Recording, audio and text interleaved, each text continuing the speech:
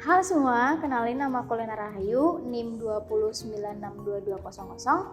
Kali ini aku akan membahas tentang ekonomi kreatif. Mari kita mulai. Subsektor ekonomi kreatif diantaranya adalah televisi, penerbitan, film, musik, dan lain sebagainya. Konsep ekonomi sendiri mengedepankan keahlian individu sebagai unsur produktif dalam proses kreasinya.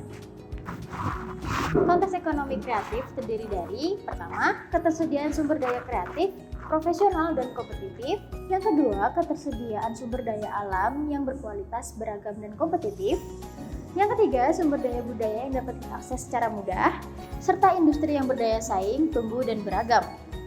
Modal dasar pergerakan ekonomi kreatif terdiri dari yang pertama, modal insani, yaitu sumber daya manusia. Yang kedua, modal sosial, yaitu norma dan jaringan sosial. Yang ketiga, modal budaya, yaitu kekayaan budaya Indonesia. Serta yang terakhir, modal struktur lembaga, yaitu peraturan menteri yang mengatur sektor ekonomi. Hai, aku Marcelia dengan NIM 2961750. Aku akan melanjutkan pembahasan Lena. Kreativitas tidak hanya terbatas pada karya berbasis seni budaya, tapi juga karya berbasis inovasi dan IT. Kreativitas adalah kemampuan untuk memunculkan sesuatu yang unik dan ide-ide terbaru untuk berinovasi. Inovasi akan mengimplementasikan kreativitas tersebut menjadi sesuatu karya yang memiliki nilai lebih. Nantinya, karya tersebut akan menjadi penemuan yang belum pernah ada dan manfaatnya dapat dirasakan oleh semua orang. Jadi secara garis besar, ekonomi kreatif adalah proses penciptaan atau menambah nilai. Jadi secara garis besar, ekonomi kreatif adalah penciptaan nilai tambah dengan memanfaatkan pengetahuan, teknologi, dan warisan budaya.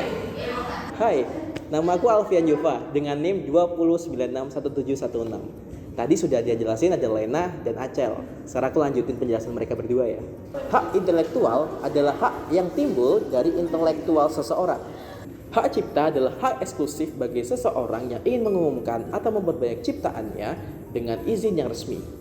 Konsep dasar hak cipta adalah tentang keoriginalan sebuah karya menurut kreativitas dan keahlian seseorang. Hak ini mencakup hak ekonomi, hak moral, hak menggandakan, dan hak mengumumkan.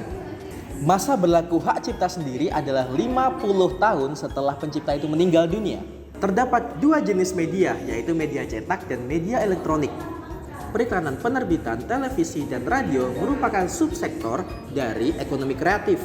Kegiatan kreatif terkait dengan penulisan seperti menulis berita, menulis majalah, menulis tabloid, dan juga kreativitas juga bisa masuk dalam pembuatan layout atau desain dalam sebuah majalah tersebut atau karya tulisan tersebut, sehingga layout atau desain yang diberikan pada karya tulisan tersebut sesuai dengan isi atau temanya. Kegiatan kreatif berhubungan dengan usaha kreasi produktif seperti televisi, membuat seperti reality show, acara infotainment, acara musik, acara event. Kemudian ada radio yang memberikan siaran tentang berita, siaran musik, siaran hiburan. Dan dari televisi dan radio itu mereka memiliki kerjasama untuk mengembangkan ide-ide kreatif mereka agar tampilan atau siaran yang mereka berikan memiliki daya tarik tersendiri bagi seseorang yang menontonnya, sehingga bisa menaikkan rating atau menambah keinginan orang untuk selalu melihat atau mendengarkan radio dan televisi tersebut. Dan terakhir nih, tentang entrepreneurship. Keyakinan seseorang dalam merubah dunia dengan inovasinya, menggunakan inovasi-inovasi kreativitas yang bagus, yang baru. Oke, mungkin itu dulu pembahasan tentang ekonomi kreatif.